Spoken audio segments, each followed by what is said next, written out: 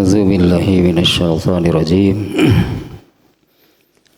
Surat Fatir ayat 38.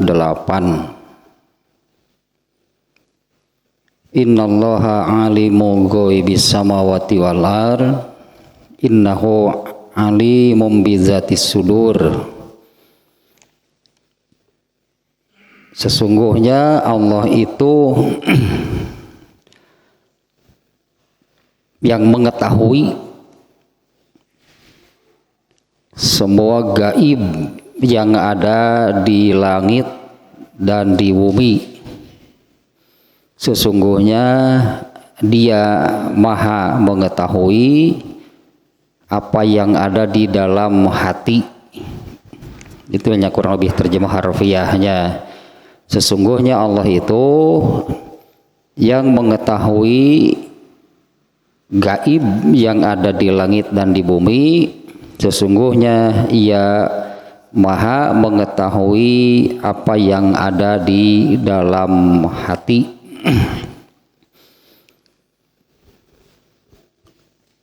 Gaib itu bagi manusia gitu ya. Gaib itu bagi manusia. Kalau bagi Allah itu tidak ada yang gaib. Ya sama sekali ya, bagi Allah itu sama sekali tidak ada yang gaib.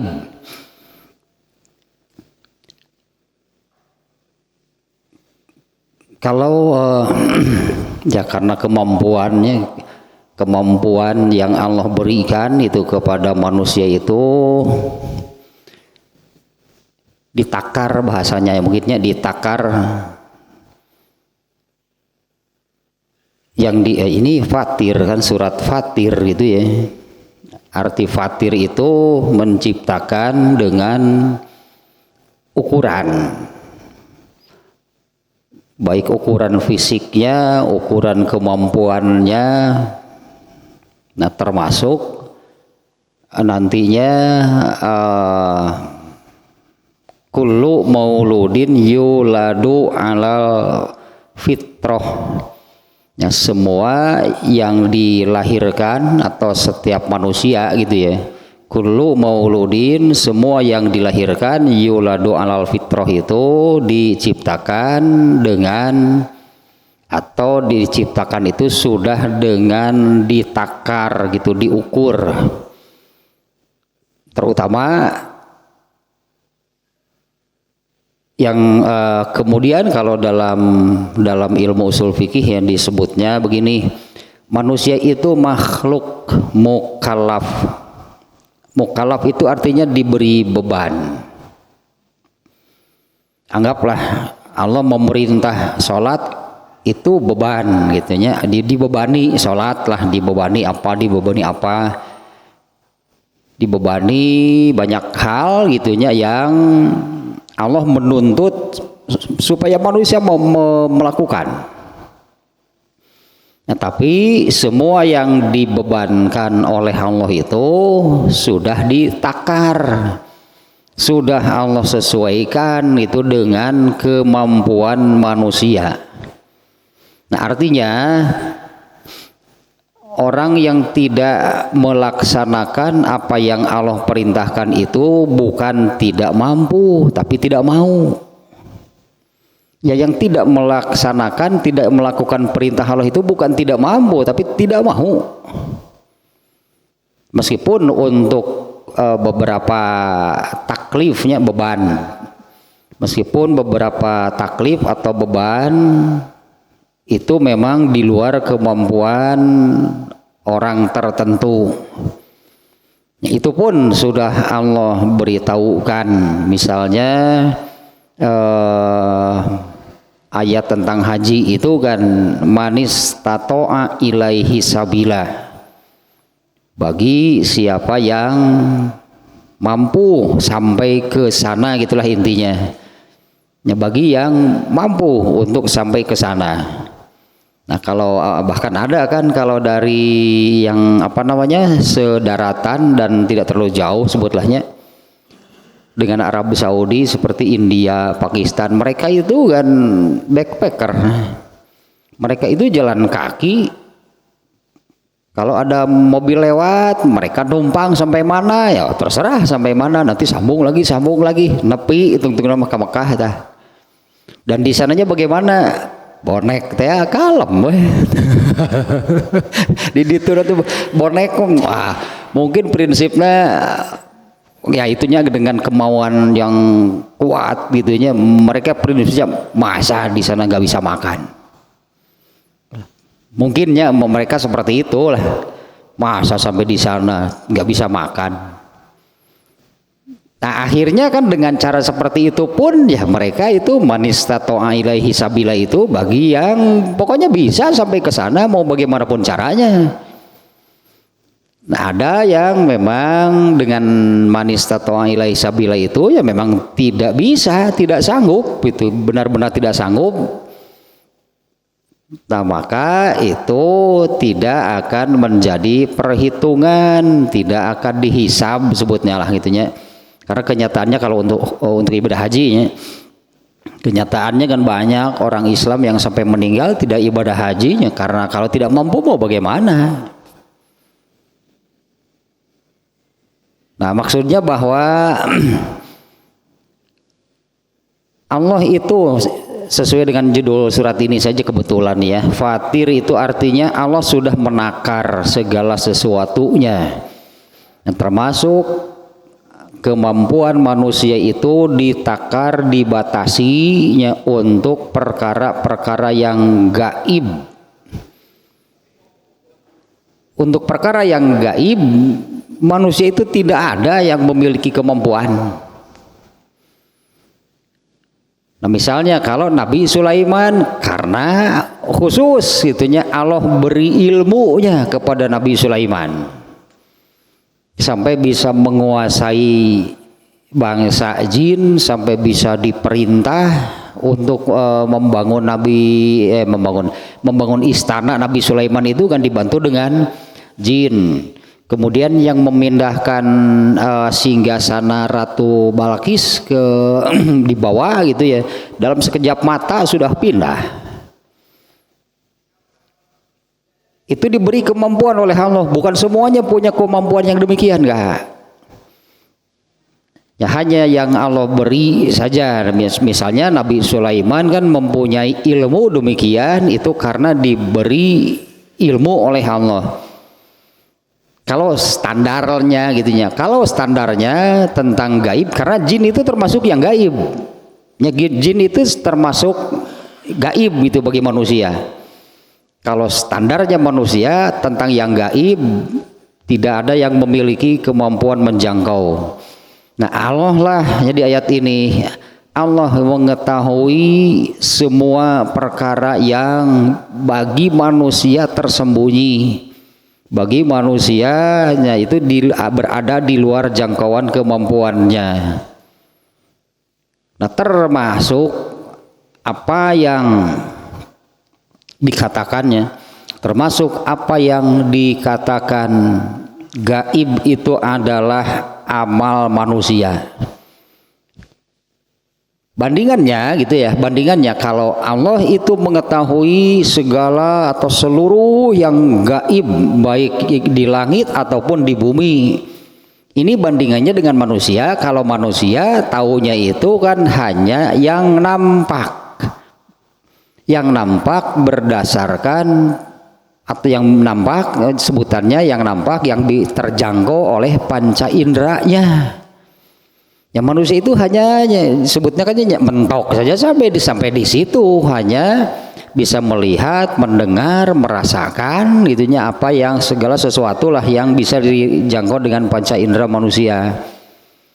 Nah, kalau Allah itu mengetahui suatu ibadah saja, apakah ini benar-benar itu berupa ibadah ketaatan kepada Allah atau bukan? Kalau manusia kan tidak akan menjangkau, tidak akan mampu menjangkau sampai kepada niat seseorang melakukan suatu ibadah itu apa. Ya manusia tidak akan tahu niat seseorang melakukan sesuatu itu apa. Sampai muncul kan peribahasa ada udang.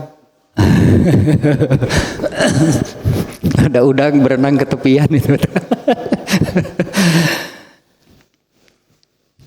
Itu kan apa namanya peribahasa gitu kan untuk yang apa namanya yang terlihatnya melakukan kebaikan tapi ternyata maksud atau motivasi itu melakukannya apa. Nah, ini pasti ada udang di balik batu. Nah, kalau mengetahui segala yang gaib yang ada di langit dan di bumi, nah di antaranya amal manusia, nah di mana bagi Allah itu amal manusia itu Allah mengetahui amal manusia itu bukan atau tidak seperti taunya manusia, hanya berdasarkan apa yang nampak. Kalau kita melihat seseorang sedang mengerjakan sholat misalnya, benar dan salahnya kita bisa menilai berdasarkan ilmu, katakannya berdasarkan ilmu itu kaifiat sholat yang benar itu seperti apa. Lalu kita melihat ada orang yang mengerjakan sholat itu tidak sesuai dengan ilmu yang diterangkan. Kita tahu nggak kalau orang itu misalnya di beberapa lah, mungkin nggak seluruhnya juga ya, di beberapa kaifiat sholatnya itu ada yang salah. Apakah rukunya, mungkinnya angkat tangannya, duduknya, nah Allah tahu nggak yang dilakukannya itu salah? Ya tahu, Allah apalagi manusia saja kalau yang nampaknya kaifiatnya bisa tahu. Niat orang itu sholat apa benar-benar taat gitu atau bukan? Nah manusia nggak akan tahu. Tatan rugi mah jengus kaifiatna salah, niatna salah. Dosanya dua tuh, dosa luar dalam teman. Dosa luar dalam teman, dosa lahir batin teman. Ya kaifiatnya salah gitu kan, kemudian niatnya juga salah. Bahkan untuk hal ini karena Allah kan yang mengetahui perkara gaib itu Allah. Jin juga tidak tahu perkara gaib. Malaikat juga tidak tahu perkara gaib kecuali apa yang diberi ilmu oleh Allah. Ini ada contohnya nih ya, manusia tidak tahu perkara gaib itu artinya kan di luar jangkauan mereka, ya di luar. Waktu malaikat Jibril membawa Rasulullah SAW Isra Mi'raj, begitu sampai di langit yang pertama, malaikat Jibril kan mengetuk pintu langitnya supaya untuk bisa masuk. Penjaga langitnya, malaikat penjaga langitnya berkata, ini siapa? Jibril. Apa bawa seseorang? Ya, saya bersama Muhammad. Muhammad utusan Allah itu, iya. Ketika dibuka, malaikat di langit mengatakan, oh iyo Muhammad teh tuh arapaleun nu di langit deh, karena Rasulullah ada di bumi. Ya, mereka tidak tahu ya, mereka tidak tahu kalau beritanya iya ya. Kalau beritanya iya pasti itu diberitahu itu oleh malaikat Jibril. Karena malaikat Jibril itu kan pemimpin seluruh malaikat. Tapi apa namanya Muhammad Rasulullah SAW itu yang mana? Ketika Allah membawanya ke langit barulah mereka melihatnya. Iyo Muhammad, mereka siap. Wah iya.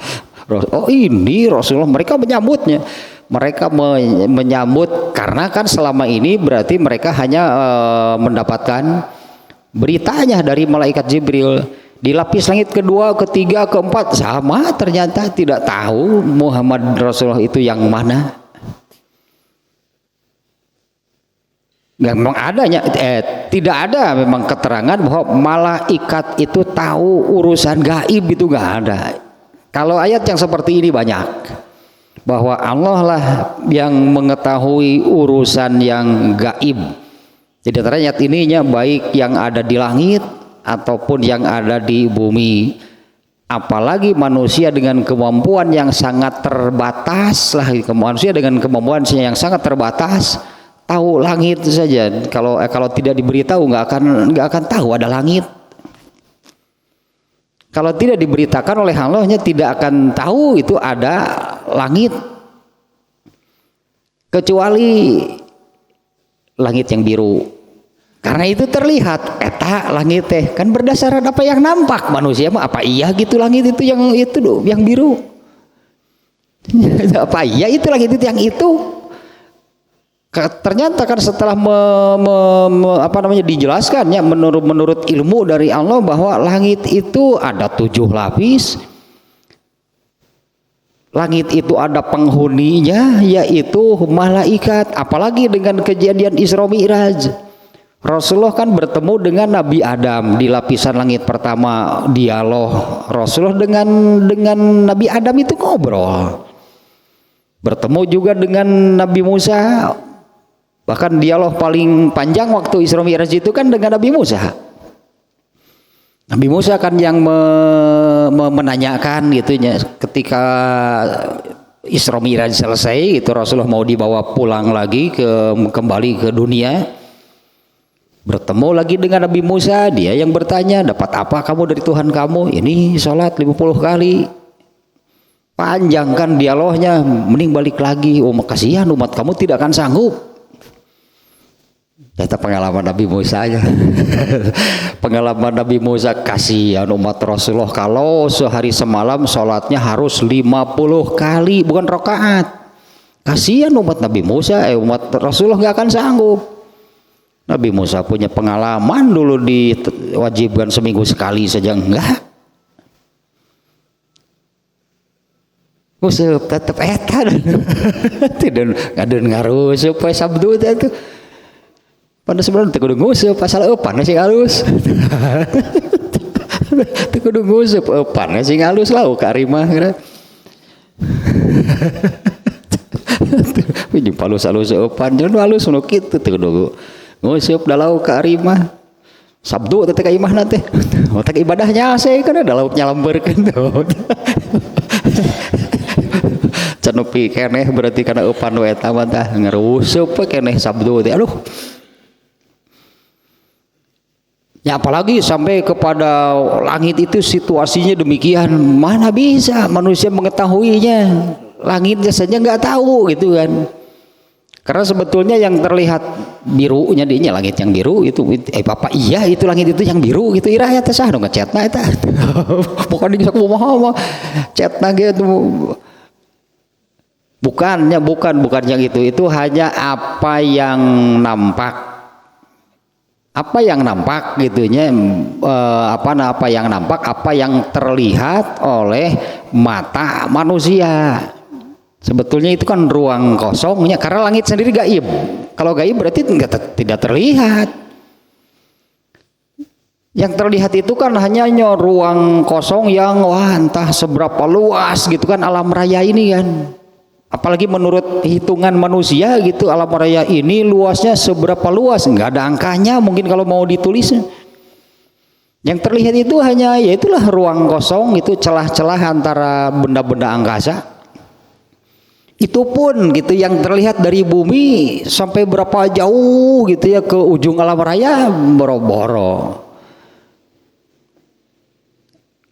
Karena sudah katakan jadi begini ya sudah keburu mungkinnya sudah keburu muncul warna biru duluan, tertutuplah oleh warna biru. Laut juga sama kan, kita melihat laut biru. Ya apalagi laut itu air laut warnanya biru. Ternyata kan terlihat biru, sampai enggak mata ini ke dasarnya. Jadi kan keburu muncul gitunya warna biru yang jadi dasarnya seperti apa yang nggak kelihatan. Apalagi ini ruang angkasa yang sedemikian entah seberapa luasnya. Ya itulah kemampuan manusianya untuk diantaranya yang gaib itu langit boro-boro tahu langit yang sesungguhnya seperti apa.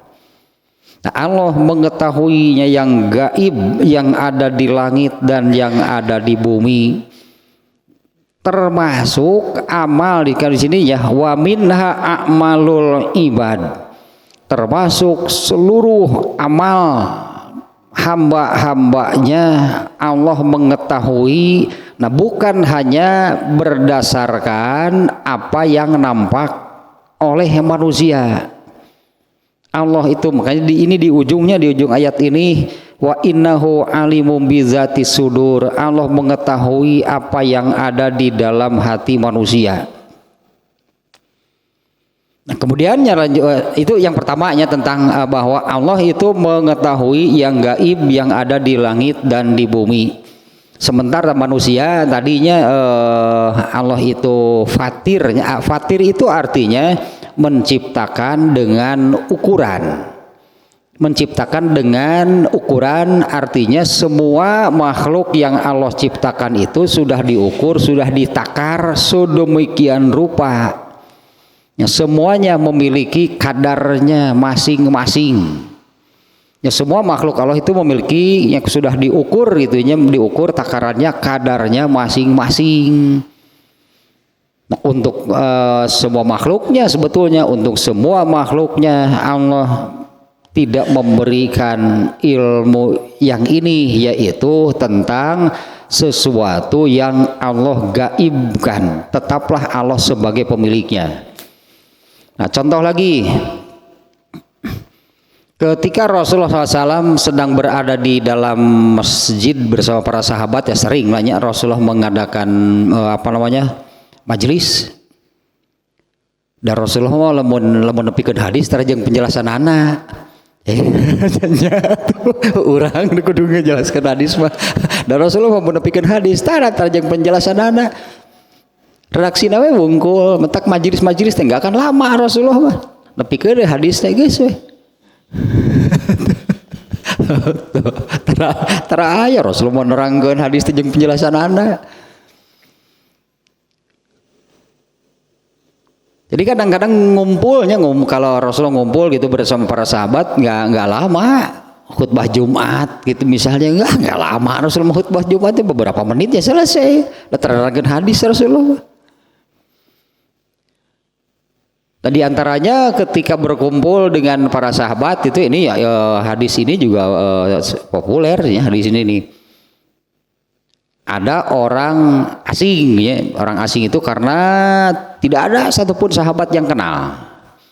Ada orang asing yang masuk, kemudian langsung duduknya berhadapan dengan Rasulullah, bahkan lututnya itu kena ke lutut Rasulullah. Begitu duduk demikian, itunya langsung sambil menepuk paha Rasulullah. Islam itu apa? Ya, iman itu apa? Ihsan itu apa? Kiamat kapan? Dijawablah oleh Rasulullah satu persatunya. Kemudian ketika ditanya kiamat itu kapan, Rasulullah menjawab, mal mas'ulu bi'a'lama minas sa'il. Yang ditanya tidak lebih tahu dari yang bertanya. Yang ditanya tidak lebih tahu dari yang bertanya. Kemudian orang ini mengatakan, sodakta, kamu benar. Terus pergi, terus keluar lagi. Para sahabat yang masih terheran-heran gitu ya, kenal tidak ada yang kenal orang ini siapa, begitu lancang lah anggapnya. Begitu lancang gitu mereka melewati para sahabat, langsung duduk berhadapan dengan Rasulullah. Sigeno akrab we pokoknya jauh ditepak ke Rasulullah teh. Mana ya? Tuh pun di orang karena mah cuma upan halus tuh di orang mau teh nguseup ngobrol tuh. Di orang ngobrol ngobrol teh aduh. Nah, setelah orang itu mengatakan demikian, kamu benar. Orang itu keluar. Kemudian Rasulullah memerintahkan, coba lihat orang itu masih ada enggak? Para sahabat berebut itu melihat keluar, ternyata sudah enggak ada. Kemudian Rasulullah bertanya, ada yang tahu nggak sebetulnya dia siapa? Tidak ada yang kenal. Tadi itu malaikat Jibril. Nah, jawaban Rasulullah kepada malaikat Jibril barusan kan, yang ditanya tidak lebih tahu dari yang bertanya. Artinya baik yang bertanya, baik yang ditanya ataupun yang bertanya sama-sama tidak tahu. Ketika ditanya kapan terjadinya kiamat, ini kan salah satunya. Ini salah satu perkara gaib. Kalau oleh Allah tidak diberitahu, malaikat juga tidak akan tahu. Nah, bahkan Allah di surat Al-Jin ya, Allah lah pemilik ilmu gaib dan Allah tidak memberitahukannya kepada siapapun kecuali ya kepada yang Allah kehendaki lah itu. Tapi jangan sok ngaku-ngaku saya tahu karena diberi ilmu oleh Allah. Wah, cek saha. Jadi kata si Yana salah. Eta dukun tapi katanya ngagogoleran nerangkeun Yana. Eranya benernya. Wah, ada yang wah eta mah ku orai koleng dihakan si eta mah. Alah gitulah dunia banyak mau cari sensasi gampang yang terkenal tinggal geus terkenal rek naon itu. Gampang yang terkenal tinggal aja cari sensasi saja. Geus terkenal rek naon itu. Pak ingat dulu saya pernah dengar almarhum itu Ustadz Usmannya udah agaknya dulu lah udah lama. Gampang hayang jadi dukun bedawuh sekolah aja. Ya betul gitu gampang hayang jadi dukun dakwah sakolana. Asal daek ngawadul jeung weuh ka era sok gitu. Ya hayang jadi dukun mah gampang cenah asal wani ngawadul jeung weuh ka era. Bener kan ngawadul tah ke orai korneng beureuk itu jeung weuh ka era nih. Sakitu modalna jadi dukun mah. Betul ayat tuh fakultas ilmu hitam juga. Fakultas ilmu hitam, jurusan gitu.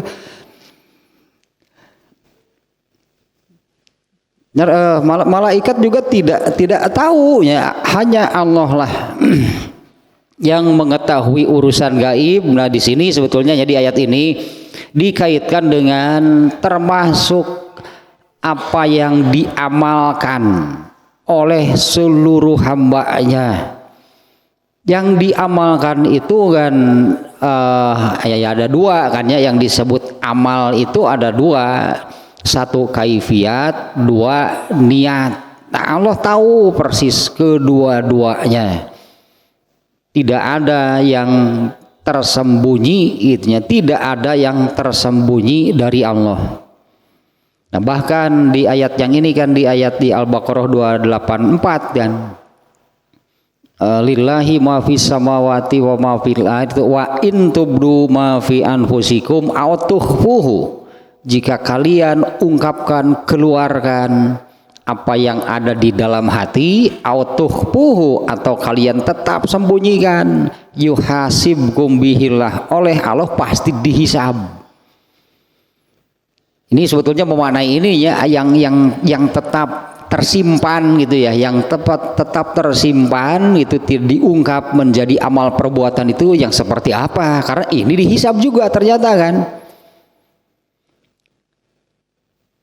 Karena sebetulnya kan dua-duanya itu adalah amal. Intinya kan yang dihisab oleh Allah itu kan amal. Nah kalau ini ayat ini menyebutkan wa in tubdu ma fi anfusikum, apakah kalian ungkap, kalian keluarkan apa yang ada di dalam diri, di dalam hati, autukhfuhu, atau kalian tetap simpan, tetap sembunyikan, tidak diungkap menjadi amal anggota badan, yuhasibkum bihillah, Allah pasti akan menghisabnya. Kalau ria itu kan jelas, ria itu jelas adanya setelah ada amal, di mana amalnya ini dilakukan karena ria. Contoh yang lain ininya yang tetap disimpan di dalam hati, tidak diungkap jadi amal perbuatan, tapi itu ada di dalam hati dan dihisab. Misalnya orang yang hasud itu kan adanya di dalam hati, belum tentu hasud itu diungkap jadi amal perbuatan.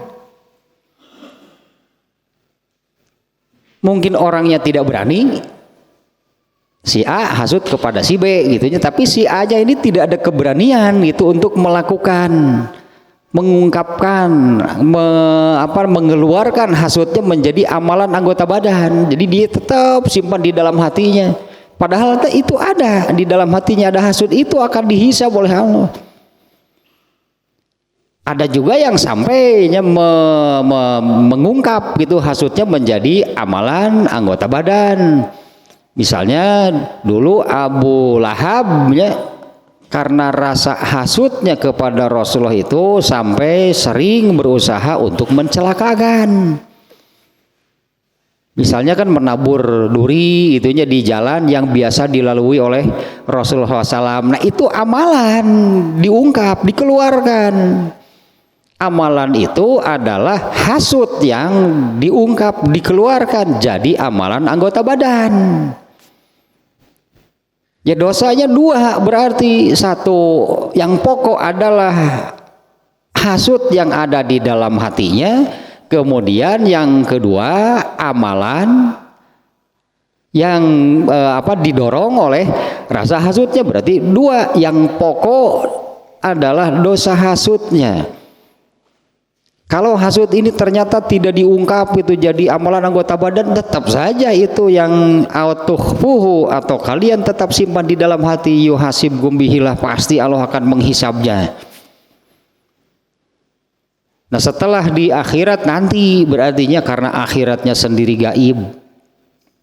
Akhiratnya sendiri gaib, nanti setelah manusia itu di akhirat semua yang gaib itu dibuka. Semua yang gaib itu dibukanya. Semua yang gaib dibuka bagi manusia sampai kepada zat Allahnya sendiri sudah tidak akan gaib lagi. Ya, manusia nanti bisa melihat wujud Allah itu seperti apa. Kalau Allah yang maha gaib, yang tergaib sudah ditampakkan, apalagi yang lainnya. Ya nanti manusia bisa melihat malaikat gak? Jangankan nanti di akhirat, kan bagi orang yang mau meninggal, malaikat maut yang datang mau mencabut ruhnya itu sudah kelihatan oleh orangnya. Ini malaikat mautnya yang mau mencabut ruhnya itu sudah nampak, sudah datang, sudah ngobrol malaikat nanti. Ngajak ngobrol malaikat nanti kepada orang yang mau. Di antaranya ini kan berdasarkan hadis yang ini. Bagi orang yang soleh lah gitunya, bagi orang yang soleh malaikat maut itu datang, di dalam hadis itu disebutkan datang membawa kain kafan dari surga yang harumnya seperti apalah. Kalau kain kafan dunia kan tidak harum, makanya harus pakai namun etawai atunya ini baku itu sararea gitu, pokoknya kalau ada yang meninggal itu aromanya itu khas gitunya. Apa nggak boleh pakai polo apa? Pakai Bulgari gitu tuh, nurda mahal setik. Yang harumnya itu bagaimana gitu. Emang ada perintahnya ya, pakai kamper gitu, kemudian setelah pakai wangi-wangian lah intinya. Ternyata kalau kain kafan untuk ruhnya itu malaikat yang membawanya itu kain kafan dari surga. Dan ketika datang untuk mencabut ruh orang yang soleh itu sudah mengucapkan itu yang ada di ayat Al-Fajr di ujung itu yang ya ayyatuhan nafsul mutmainnah. Ya wahai diri jiwa gitu, manusia sebetulnya ya, karena manusia sesungguhnya kan ruhnya.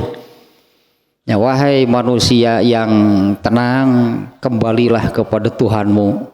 Itu malaikat sudah mengucapkan demikian. Ayo atuh pogo diajak gitu. Siap jawaban nanti. Begitu. Ya ayo atuh ditarik sedikit saja sudah lepas gitunya. Rasulullah kan menggambarkan mudah tapi bukan tidak sakit. Bukan tidak sakitnya, dicabut nyawa itu sakit. Bahkan Rasulullah mengatakan kalau bisa jangan ada yang merasakanlah, biar aku tanggung saja semuanya. sakitnya amat lah, mungkinnya amat sakit. Nah sampai Rasulullah mengatakan demikian gitunya, kalau bisa biar jangan ada yang merasakan gitu sakitnya, dicabut nyawa, biar semuanya aku yang menanggung saja rasa sakitnya. Meskipun digambarkan kalau orang yang solehnya di Rasulullah menggambarkan ketika dicabut nyawa itu seperti mencabut selembar rambut dari dalam tepung. Mudah berarti kan ya, nggak mulai nyangket moal tuh. Emang ngurek.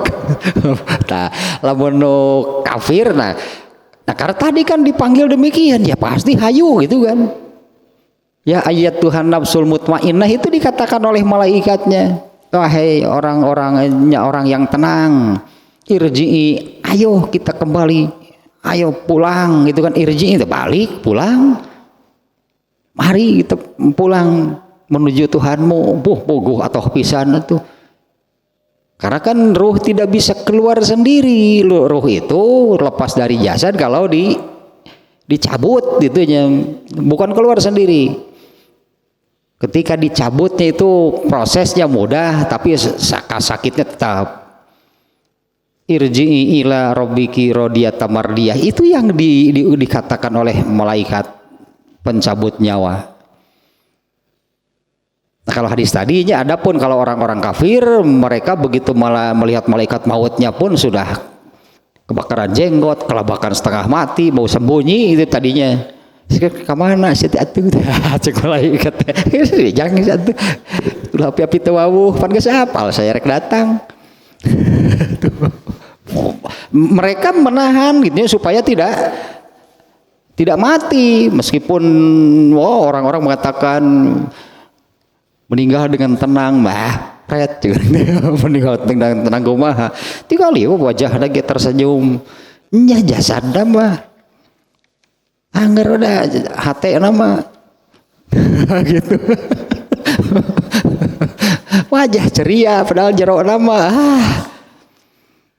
bubuk tah ke malaikat teh karena ditarik, dia ditarik melawannya. Sok cek malaikat teh ka iraha bisa kikian tuluy hayu. Cek malaikat mau keluar wae sok teh diulur deui sehingga ngurek wae tungtungna mah da leuleus belut ge atuh. Cek nusok ngurek gitu, eta justru sensasi nah ngurek teh, tarik ulur deui, tarik ulur deui, tungtungna leuleus belut teh, tungtungna mah beunah. Nah orang kafir ge siga kitu, tarik tadi merukan rek kuat meureun nya sok ulur deui, tarik deui, ulur deui, tungtungna mah ngajoprak leuleus nya cek aing ieu teh tadi atuh pentakna ka nyeri-nyeri cek malaikat. Kan nyeri-nyeri kayak gituan tuh. Karena mereka kan perlakuan malaikatnya juga sadis, malaikat kasarnya, malaikat itu benci lihat lihat kalau malaikat itu mendapati lah itu pelanggaran, maksiat, perbuatan dosa itu mereka itu benci. Itu diantaranya diungkapkan di dalam ayat ini ya, apa engkau akan menempatkan di bumi itu makhluk yang hanya akan, nah itu malaikat gak suka. Ya kan Allah mengungkapkan bahwa aku akan menempatkan gitu manusia itu di bumi, kan intinya ayat tersebutnya demikian. Malaikat kemudian kan mempertanyakan, apa engkau hanya akan menempatkan makhlukmu yang hanya akan merusak di bumi dan menumpahkan darah. Itu baru malaikat itu nggak suka gitunya, karena mereka ini kalau pembahasan malam tadi sihnya kebetulannya pembahasan malam tadi itu waktunya keburu habis. Itu lanjutannya keterangan tentang bahwa seluruh malaikat itu takut kepada Allahnya luar biasa. Rasa takutnya pada malaikat itu kepada Allah itu luar biasa. Padahal mereka tidak pernah melanggar. Mereka tidak pernah melanggarnya, tapi mereka takutnya itu entah mungkin melebihi manusia gitulah. Padahal mereka tidak pernah melanggar. Dan mereka sangat takut kalau melanggar, sehingga tidak ada satupun malaikat yang tidak taat apabila diperintah, itu gak akan ada. Itu ayatnya diungkap bahwa malaikat itu semuanya taat. Padahal di dalam diri mereka sendiri nggak ada keinginan untuk melanggar. Nah, itu yang diungkapkan itu oleh Rasulullah SAW bahwa pada diri malaikat itu tidak ada an-nafsu, tidak ada kecenderungan, keinginan kepada hal yang buruk, tidak ada keinginan, kecenderungan untuk melanggar. Pada diri malaikat itu tidak ada, tapi rasa takut mereka luar biasa sehingga setiap kali diperintah oleh Allah tidak ada yang berani melanggar. Yang kayak sambung deui eta mah malam Sabtunya tentang takut kepada Allah. Ya, tentang takut kepada Allahnya yang itu malam tadi itu. Nah, kemudian yang berikutnya nih. Falau roddakum ila dunya lam ta'malu solihan. Karena ini sambungan dari ayat secara makna masih bersambung dengan ayat yang ke-37. Di ayat 37-nya mereka itu memekik di dalam neraka. Yang memekik berteriak nih orang yang di dalam neraka gitunya. Dan mereka mana ayat 37 ini wahum yastarihuna fiha, nah mereka memekik berteriak Rabbana akhrijna, ya Allah keluarkanlah kami, na'mal solihan ghairul ladzi kunna na'mal, kami pasti akan beramal dengan amal yang beda, bukan amal yang pernah dulu kami lakukan ketika di dunia. Nah, kemudian di ayat berikutnya, nah ini bantahan dari Allahnya, andai Allah mengembalikan mereka ke dunia, lau raddakum, andai Allah mengembalikan kalian ke dunia, lam ta'malu solihan, kalian itu tidak akan beramal soleh. Nah inilah manusia gitu, teu kapok-kapok sebutnya, wah kapok jelema. Dan ini pastinya Allah sudah mengatakan demikian. Manusia mengatakan, ya Allah keluarkanlah kami dari sini, pasti kami akan beramal mengerjakan yang beda dengan apa yang dulu pernah kami lakukan. Ini kan di neraka nih gambarannya nih. Keluarkanlah kami dari sini, dari dalam neraka ini, pasti kami akan mengamalkan berbeda dengan apa yang pernah kami amalkan. Allah di sini menjawab, kalau benar, andai saja Allah mengeluarkan kalian dari dalam neraka, kalian tidak akan beramal soleh. Nah ini kan Allah tahu persis itu kan, Allah tahu persis dengan apa yang ada di dalam hati manusia. Allah tahu di dalam hati manusia seperti itu sebetulnya. Meskipun mereka mengatakan keluarkanlah kami dari sini, pasti kami akan mengamalkan yang berbeda. Bodoh, bohong kalau nanti. Allah tahu, tidak usah dibuktikan dulu lah kayak itu artinya ya. Tidak usah dibuktikan dulu, buktikan dulu, kembalikan dulu ke dunia. Ternyata benar. Allah itu kan tahu persis apa yang ada di dalam hati manusia. Manusia memang demikian. Kalau mereka dikeluarkan dari dalam neraka, dikembalikan ke dunia, mereka mengatakan pasti kami akan mengerjakan yang berbeda dengan apa yang pernah kami kerjakan. Kalau benar, tidak usah dibuktikan lah katakannya Allah itu, karena Allah tahu apa yang ada di dalam hati manusia.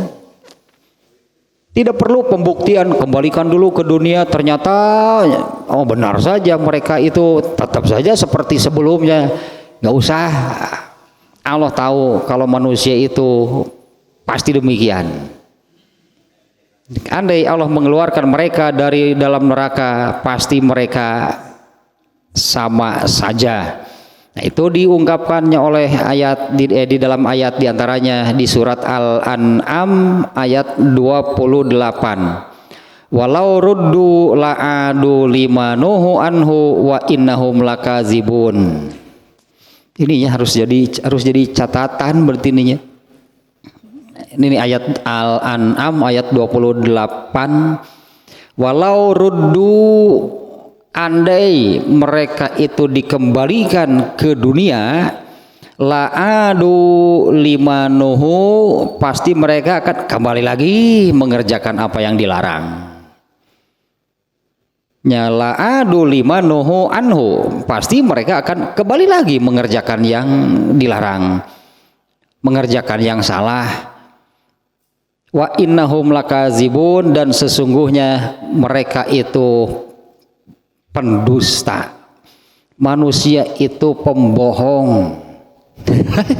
ya no eta teh yang masuk ke surga terakhir gitu pan diheureuyaan ku Allah teh tungtungna mah.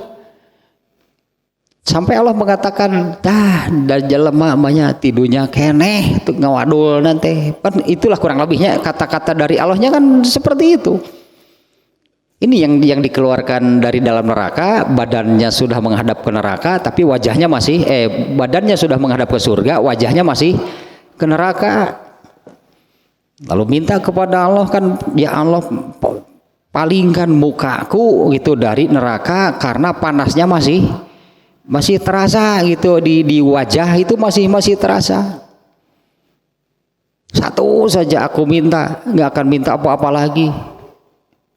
Sampai Allah itu bertanya meyakinkan, benar ya teh mau minta naon deui aslina ieu mah.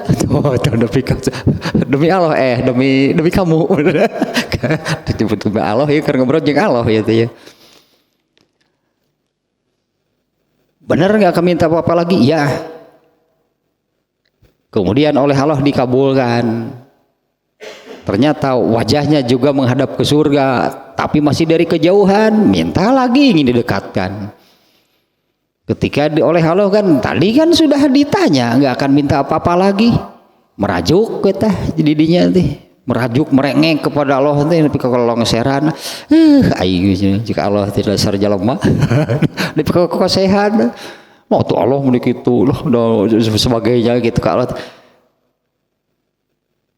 Minta naon deui itu ayeuna. Saya ingin melihat surga dari dekat. Nggak sebenar eta wungkul. Nya aslina tuh ya gitu. Tungtung nama beberapa permintaan tak berproses bertahap seperti itu ya. Kalau di hadis lain ternyata ngahaja Allah teh ngaheureuyaan. Ngaheureuyaan teh Allah teh sampai orangnya sendiri yang bertanya. Itu ya Allah ya Rabbi Wujura yang maha kuasa, apa engkau ini mempermainkan aku?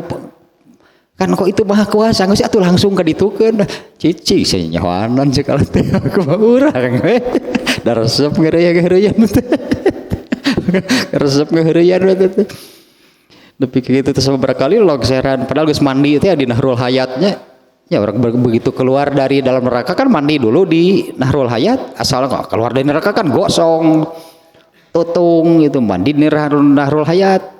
Begitu muncul keluar dari dalam sungai bersih. Rasulullah menggambarkan seperti tunas yang baru keluar dari biji, itunya bening, kinclong, bersih. Jero longseran kokosehan, atuh sih kotor deui, moal bisa ka surga beureun. Kalau kudu mandi deui. Karena di surga tidak boleh ada yang kotor.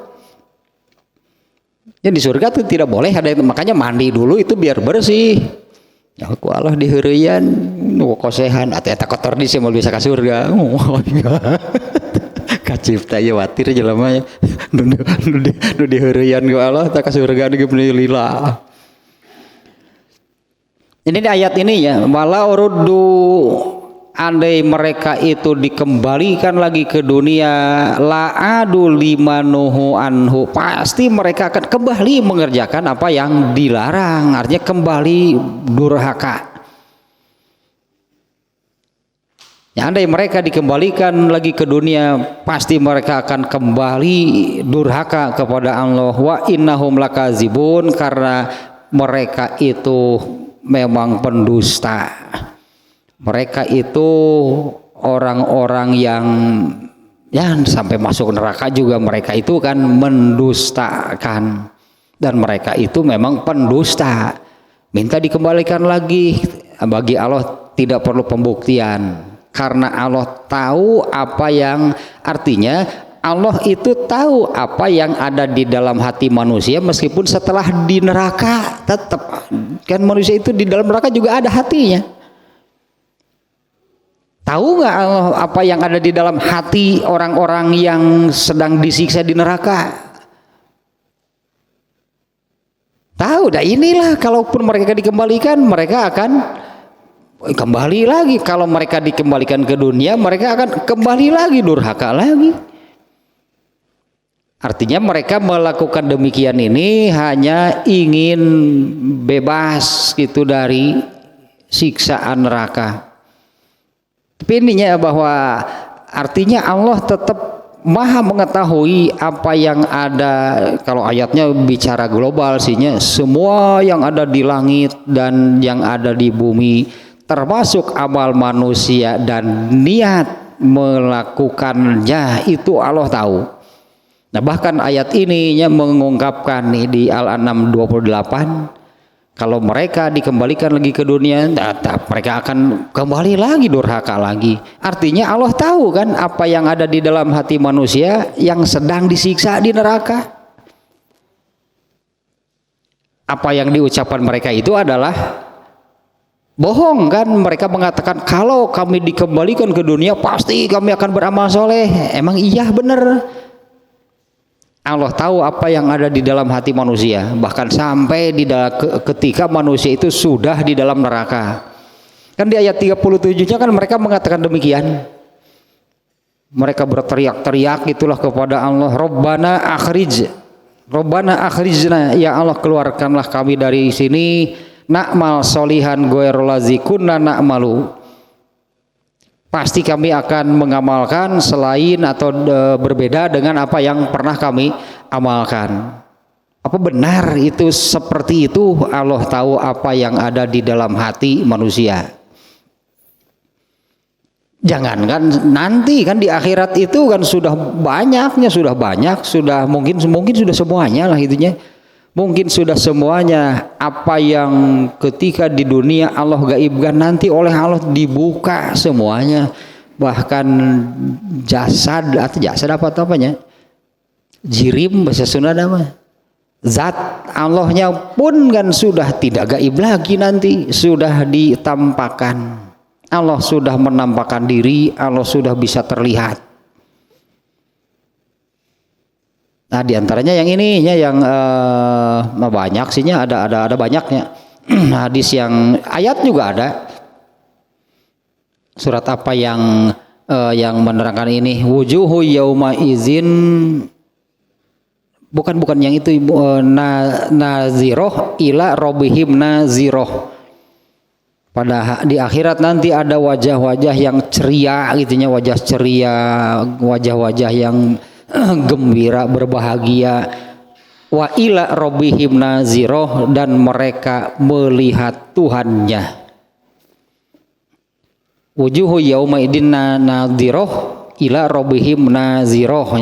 Di akhirat nanti ada wajah-wajah yang itulah ceria, gembira, bahagia. Mereka melihat Tuhannya. Kalau di dalam hadis diantaranya kan diterangkan ini kalau di hadisnya riwayat Bukhari, di dalam Sahih Bukhari diantaranya ini oleh Imam Al-Bukhari ditempatkan di dalam keutamaan sholat asar. Keutamaan sholat asar, yaitu hadisnya kurang lebih menerangkan begini. Rasulullah itu mengajak para sahabat keluar malam hari lalu melihat bulan purnamanya, malamnya pada saat itu bulan purnama. Rasulullah mengajak para sahabat keluar lalu memerintahkan, lihatlah bulan purnama pada malam ini. Para sahabat melihat, kemudian Rasulullah bertanya, jelas nggak? Ya jelas pasti kan ya, sebetulnya gitu kan, jelas ya itu terlihat oleh kalian bulan purnama? Ya. Nah, para sahabat menjawabnya jelas Rasulullah, kami tidak perlu berdesakan. Ya, mereka menjawabnya kami tidak perlu berdesakan gitu untuk melihatnya. Nah, ternyata maksud Rasulullah demikian itu, ini mau menyampaikan sejelas itulah. Makanya Rasulullah bertanya dulu, jelas nggak bulannya terlihat? Ya Rasulullah jelas, kami tidak perlu berdesakan. Nah Rasulullah kemudian menyampaikan, sejelas itulah kalian nanti akan melihat Allah. Nah kemudian ini tentang keutamaan sholat asar ya. Sejelas itulah nanti kalian akan melihat Allah. Nah barang siapa bisa dan harus bisa pastinya. Barang siapa bisa untuk tidak dikalahkan oleh disebutnya sholat sebelum terbit matahari dan sholat sebelum tenggelam matahari. Barang siapa mampu, barang siapa bisa untuk tidak dikalahkan oleh sholat sebelum terbit matahari dan sholat sebelum tenggelam matahari. Ini sholat subuh, sebelum terbit matahari sholat subuh, sebelum terbenam matahari itu sholat asar. Ini tuntutan nih, ini hadis ini tuntutan nih ya. Sampai dikaitkan gitu dengan boleh dikatakan syarat atau gimana ya. Karena ada juga secara umum sih ya. Secara umum pokoknya kalau orang yang masuk surga itu bisa melihat Allah. Termasuk orang yang masuk surga tingkatan paling rendah itu juga bisa melihat Allah, tapi dengan porsinya masing-masing. Kalau orang yang masuk surga tingkatan paling rendah itu bisa melihat Allah itu hanya dampal kakinya, itu pun dari jarak 1000 tahun perjalanan. Kasihan banget. Wah ya jatah, nah Allah bisa melihat Allah, bisa. Tapi hanya dampal kakinya, anggaplah dari bawah gitunya, Allah ada di atas gitu. Hanya kebagian melihat dampal kakinya dari jarak 1000 tahun perjalanan. Dan itu pun dijatah waktunya. Waktunya juga dijatah. Bandingkan dengan orang yang berada di surga tingkatan paling tinggi, di surga Firdaus, bisa melihat Allah setiap saat dan utuh, itu Allahnya terlihat secara utuh dan bisa melihat setiap saat. Bahkan bukan hanya Allahnya, untuk penghuni Firdaus itu arasnya pun bisa terlihat. Lengkaplah berarti gitunya, bukan hanya zat Allahnya dengan arasnya. Nah orang yang tingkatan surganya paling rendah, bagaimana ini kali jempol netang kebagian we tata cingir suku nama tapi melihat Allah mah indah, cingir nawae lebih indah dari surga. Semua yang melihat Allah itu mengatakan gitu kan, semua yang melihat Allah mengatakan, aku tidak pernah seumur hidup kami tidak pernah melihat pemandangan seindah ini. Pada seumur hidup di dunia kene, di dunia alam kubur, alam mahsyar, setelah di surga pun bari aya nu kabagian eta teh nu kabagian jempol kaki na wunggul ge indah, lebih indah dari surga. Nah kalau hadis yang barusan itu semacamnya, karena secara umum semua yang masuk surga kebagian melihat Allah dengan jatah dan porsinya masing-masing.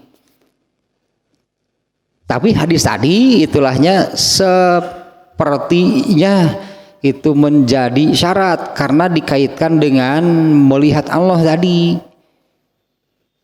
Hadis ini tentang sholat subuh dan sholat asar di awal waktu tadi kaitkan dengan itu seolah-olah inginkah kalian melihat Allah secara nyata dan jelas terlihat. Nah di lanjutan hadisnya tadi, barang siapa bisa mampu untuk tidak terkalahkan oleh sholat sebelum terbit matahari dan sholat sebelum tenggelam matahari. Nah, Imam Bukhari ini yang menempatkan hadis ini dalam keutamaan sholat asar di awal waktu.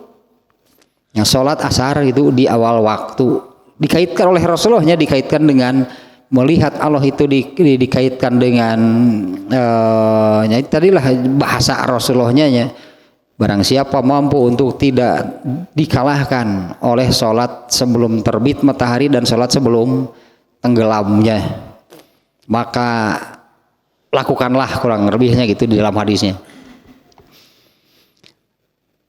Nah surat di surat Al-An'am tadi ini menunjukkan, menguatkan kalau Allah tahu urusan gaib. Ayat ini kan innallaha alimul ghaib, go-nya alimul ghaib. Allah itu tahu urusan gaib yang ada di langit, yang ada di bumi. Dengan ayat yang di surat Al-An'am ini, Allah itu tahu isi hati manusia yang sedang disiksa di neraka. Di ayat sebelumnya mereka kan minta, ya Allah keluarkanlah kami dari sini, pasti kami akan beramal yang berbeda dengan apa yang pernah kami lakukan. Ya kan Allah mau menjawabnya seperti ini, kalau mereka itu benar dikembalikan ke dunia, tetap mereka akan melakukan apa yang pernah dilarang. Itulah bahasanya ya, limanuhu anhu, artinya mereka tetap akan kembali durhaka. Artinya Allah tahu sebetulnya kan yang ada di dalam hati orang yang sedang disiksa di neraka itu apa. Ngomongnya saja demikian, kami pasti akan mengamalkan yang berbeda. Bohonglah, cek Allah teh apal Allahumma. Ya pasti ini artinya kan Allah bohong mereka mengatakan demikian. Allah tahu apa yang ada di dalam hati mereka. Sampai Allah berfirman seperti ini, kalau benar mereka dikembalikan, balik deui jelema mah innahum lakazibun, karena manusia itu pendusta, manusia itu pembohong. Nah, kemudian ini catatannya sedikit lagi nih ya. Nah, karena Allah itu ya tadi lah sinya benar-benar tidak ada yang tersembunyi, itu bagi Allah itu tidak ada yang tersembunyi, tidak ada rahasia. Siapapun yang menyembunyikan sesuatu, merahasiakan sesuatu, bahkan dia simpan di dalam hatinya sendiri lah, katakan betul-betul dia tidak ungkapkan kepada siapapun, ya tetap saja Allah itu tahu. Dengan ungkapan ini innahu alimum bi zatis sudur, bahasa kitanya apanya suka ini bahasa soal bahasanya suka disebut lubuk hati. Sebutnya kan lubuk hati yang paling dalam. Lubuk telewi bahasa Sunda nama. Artinya lewi teh. Kalau sungai gitu ya, sungai gitulah. Nah suka ada palung. Nah, palung gitu ke dalam gitu dah. Nah itu yang ada di paling dalamnya apa? Mungkin kalau yang ada di permukaan atau di air sungai yang dangkalnya banyak orang yang tahu, tapi kalau wira sieun sareage, makanya nggak ada yang berani menyelami masuklah, sehingga tidak ada yang tahu apa sih yang ada di lubuk paling dalamnya. Nah apalagi yang demikiannya itu adalah hati manusia, bagi Allah tidak ada yang tersembunyi. Manusia menyembunyikan, mungkin dengan bahasa yang demikiannya, menyembunyikan sesuatu di lubuk hati yang paling dalamnya pun tidak ada yang tersembunyi. Dan semuanya tadinya di surat Al-Baqarah ya, yuhasibkum bihillah, Allah menghisab itu bukan hanya apa yang sudah menjadi amal jasad, ucapan atau perbuatan yang tetap disimpan di dalam hati tanubiyatah, dirahasiakan, disimpan di lubuk hati paling dalamnya pun dihisab oleh Allah. Contohnya yang tadi, orang hasud belum tentu hasudnya itu diungkap menjadi amal perbuatan, belum tentu. Kalau yang sudah diungkap jadi amal perbuatannya pastilah, misalnya Abu Lahab tadinya menabur duri di jalan yang biasa dilalui oleh Rasulullah, amal itu pasti dihisab. Dan mengapa dia melakukan demikian? Itu dorongan hasud yang ada di dalam hatinya. Andai Abu Lahab itu tidak sampai mengamalkan sesuatu seperti menabur duri, tetap saja hasudnya akan dihisab oleh Allah. Hasudnya itu akan dihisab sebagai dosa rohani, dosa ruh, sebutannya penyakit hati. Itu penyakit hati, gitunya, penyakit hati, dosa rohani, dosa ruh. Kalau sudah diungkap jadi dikeluarkan jadi amal perbuatan, dua dosanya berarti hasud di dalam hatinya dan menabur duri di jalan, dua-duanya amal, dua-duanya dosa. Ini sedikit saya tambahannya karena hasud ini kan belum tentu, ini contohnya, contoh yang di dalam hati pasti dihisab tetap. Karena Allah tahu bahwa itu ada di dalam hatinya dan jadi amal hati. Itu adalah amal hati, semua amal dihisab. Apalagi kalau tentang hasud nih ya, kalau tentang hasud ini diantara keburukannya banyak, hasud keburukannya banyak. Di antaranya seperti yang diungkapkan oleh Rasulullah SAW itu, fa innal hasada ya'kulul hasanat. Apabila ada hasud di dalam hati, maka hasud tersebut akan membakar amal soleh. Selama ada hasud di dalam hati, maka amal soleh yang pernah dilakukannya itu terus saja dibakar satu persatu, bisa sampai habis selama hasud itu masih ada. Ya, fa innal hasada ya'kulul hasanat, karena hasud itu kalau dari awalnya iyyakum wal hasada, selamatkanlah diri kamu dari hasud. Fa innal hasada ya'kulul hasanat, karena hasud itu akan memakan amal soleh kamu. Kama ta'kulun narul hatoba, seperti api membakar kayu, tidak akan langsung habis, tapi kalau tidak dipadamkan, api sekecil apapun pasti. Ya, itu kan gambarannya seperti api membakar kayu. Asalnya kecil, tapi kalau tidak dipadamkan akan terus kayu sebanyak apapun habis, hutan hektaran gitu. Kebakaran hutan itu kan banyak kejadiannya, orang yang buang puntung rokok ternyata menyala, kalau tidak dipadamkan ratusan hektar kebakaran hutan. Gitulah gambarannya, Rasulullah itu hasud itu kalau tidak segera dipadamkan bisa habis amal soleh, dimakan gitu oleh hasud. Itu itu pun gitu selain dosa gitu dan dihisab. Itu salah satunya akibat buruk dari hasud itu ternyata memakan, membakar, menghanguskan gitu amal soleh yang pernah dilakukan.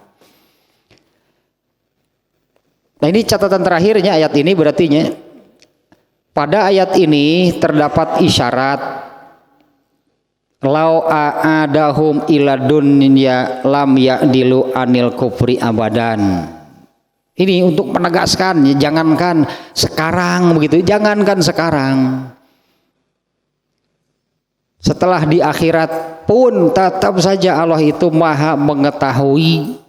Ini mengisyaratkan bahwa manusia itu, andailah tadinya andai benar manusia itu dikembalikan ke dunia, tetap mereka itu tidak akan berubah. Apa orang kafir kalau dikembalikan ke dunia berubah? Enggak. Di ayat 37-nya juga kan oleh Allah sudah diungkap, awalam nu'ammirkum ma yatazakkaru fihi man tazakkaro. Bukankah dulu kami sudah memberi waktu yang cukup? Kalau benar-benar mau diingatkan, kenapa tidak dari dulu?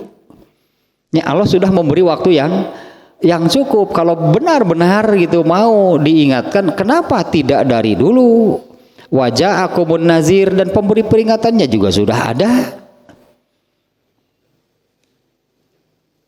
Nah, disambung dengan ayat ini, innallaha alimum bizati sudur. Mau sekarang mau di akhirat, Allah tetap tahu apa yang ada di dalam hati manusia. Kalau untuk sekarang berarti kalau ini gambarannya kan nanti di akhirat demikian. Kalau pelajaran pentingnya seperti diungkap di ayat Al-Baqarah 284 tadi, yang dihisab oleh Allah ternyata bukan hanya amal anggota badan. Berarti intublu ma fi anfusikum, jika kalian ungkapkan, keluarkan apa yang ada di dalam hati, itu artinya menjadi amal jasad, ucapan atau perbuatan. Autuhuhu, atau kalian tetap simpan di dalam hati, yuhasibum bihillah, pasti Allah akan menghisabnya karena Allah tahu itu ada di dalam hatinya. Ya, ini nih, innahu alimum bizatis sudur, Allah tahu apa yang ada, yang tadilah mungkin bahasanya di lubuk hati manusia yang paling dalam pun dia sembunyikan, Allah tahu. Terus itu dua itu ayat nama itu. Terus dua itu baru ayat 38 berarti barusannya, belum ke 39-nya nih. Ayat 39-nya, nah inilah dialah yang menetapkan manusia itu bergenerasi-generasi, berganti-ganti kan, bergenerasi-generasi manusia itu. Kalau dihitung kalau sebutannya generasi nabi pertama, generasi nabi kedua, generasi nabi ketiga, dan ya kita ini hidup di generasi nabi terakhir. Apa maksudnya gitu ya? Apa maksudnya Allah menetapkan demikian? Ya, Allah menjadikan itu manusia itu berganti-ganti, bergenerasi-generasi. Di antaranya kalau di surat apa yang disebutkan hari tarik pok teh kade ah liyabluwakum ayyukum ahsanu amalan, untuk melihat, memilih, menyaring gitu tah, untuk melihatnya, memilih, menyaring dari setiap generasinya ini siapa yang terbaik. Eta dipilih, eta oleh Allah disaring gitu yang terbaik dari setiap generasinya. Yang terbaik itu diberi keistimewaan oleh Allah, masuk surganya tanpa hisab. Itu orang-orang pilihan, hitungan jari sugan di setiap generasinya itu tidak banyak. Eta taliyabluwakum ayyukum ahsanu amalan teh. Allah menjadikan manusia bergenerasi-generasi itu. Surat nanti teh anu khalaqal mauta wal hayata, Al-Ankabut, Al-Mulk ayat 2-nya. Allazi khalaqal hayata mauta wal hayata. Allah mengadakan mati dan hidup, artinya ada yang mati, ada yang hidupnya. Seperti inilah kalau di ayat ininya Allah menetapkan manusia itu bergenerasi-generasi. Maksud Allah itu untuk melihat di setiap generasinya itu siapa yang terbaik di antara mereka.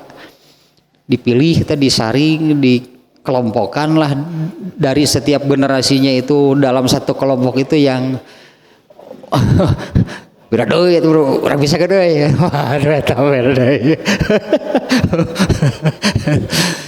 Jadi orang pilihan, tapi kan ada kriterianya sebetulnya kan. Rasulullah menerangkan kriterianya orang terbaik yang masuk surga tanpa hisab itu yang seperti apa. Hiji ternyata tawakal, tahu bungkul hiji syarat itu hiji